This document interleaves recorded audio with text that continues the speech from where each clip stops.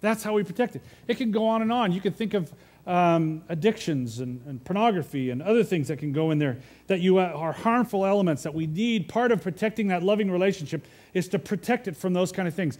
But also, always asking yourself the question, how can I seek the best in this relationship? What can I offer that's going to make this relationship better? Sometimes it's choosing to do the most difficult thing, tough love. God does that. Part of protecting our relationship, when he talks about drawing us to himself, he allows us to make the kind of mistakes that we want to pursue because he knows that until we hit bottom, we're never going to pay attention and come back to him. Some of us probably have family or friends that we know are making bad choices. And we're not helping them to try to, it's okay, or to continue to just kind of make them happy. Sometimes we have to say no. Sometimes we have to own up and speak truthful to it. But we're guarding the relationship and we're protecting it because the motivation behind it is that I want this relationship to be the best that it can be. And anything we do in that interaction on the field of grace, if you will, anything that happens in there, that it has to happen in a way that I know is going to make it better, not worse. So the first part there was that love always protects. But then the next little comma there, and it goes right in, it says, love always trusts. Trust is kind of a misunderstood word. We go back and forth about it. We talk about forgiveness, for example, and then some won't forgive because they're afraid, well, then I got to trust again, and I can't trust them because of who they are or whatever. And then, of course, our response is, we understand that. So sometimes we'll say, forgiveness is given freely, but trust you have to earn. And to some degree, that's true. If someone has really harmed me, I can't forgive and then just act as if it didn't happen and then trust them at the same level I did, only moments before. But we tend to throw trust out as if now I don't trust them at all. And that's not healthy. I think what this tells us is that love always offers trust at even at the smallest level to be able to nurture that relationship back to the way it was. The New Living Translation says it this way: love never loses faith.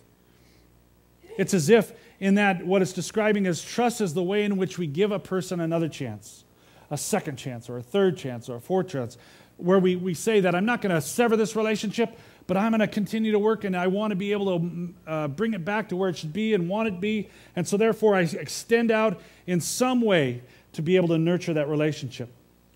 Much like Jesus told us when he talked about forgiving over and over and over again. Well, by him saying that implies that we don't say, there's a relationship that continues to forgive. And so love always trusts in that. God demonstrated that trust, of course, to us. He gives us chances. I mean, let's face it. I get up in the morning and think, God, I can't believe you're still here.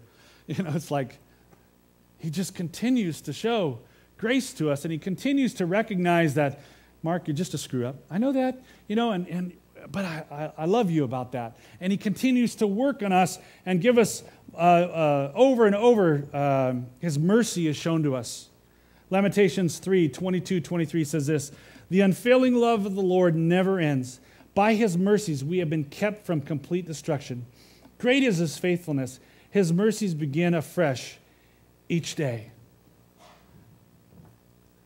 That's the imagery, or that's the model that we have to recognize that in our relationship, for all the times that God could easily say, enough already, he doesn't. He always extends an act of trust by reaching out to us and continually drawing us to himself. And that's what love does. And so for us, how can we trust? Maybe it is that simple act of sticking to that relationship and saying, you know what? I show trust by being here. I show trust by standing with you and coming once again to the table to work on this relationship. Maybe even that's too far. Maybe for you, trust is just by trusting God. By looking at a relationship where it says, it has been years and it hasn't changed, and I'm ready to give up, and yet instead you choose to say, but you know what? God knows what he's doing, and I'll trust him. God has the power to work on my spouse or my children. God has the power to work on my boss or my pastor. And so I'll trust him. Wherever you have to start, what's important to know in the context of boundaries is that for a loving relationship to grow, there has to be a point of trust. And I should say, again, like in the world of soccer, when you recognize that trust no longer exists, you got to stop and regroup and throw the ball back in play and start over again. And that's for protecting, that's for trusting. That's also for the third one, where, again, verse 7 says, it says, love protects, love always trusts, and that's love always hopes. When you hope, you expect the best. We don't hope for the least, do we? We don't hope for how bad it is. We hope for what it could be like. We hope for the future. We hope for something that we dream, that something goes beyond ourselves, something that's to greater than what we have already. The New Living Translation says it this way: love always looks for the best. God demonstrates hope to us all over the place. I remember hearing one person, I love the way he said it. He says, you know, God being all present, past, present, future, all over, all knowing, all present.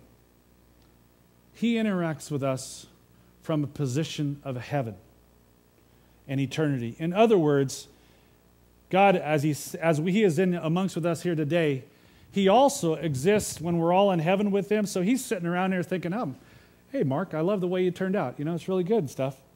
As he's also interacting with Mark, who's just, you know, trying to figure it out yet over here. So he enters our life, and he's working in our life from a position of knowing what we will become. He sees us for our best.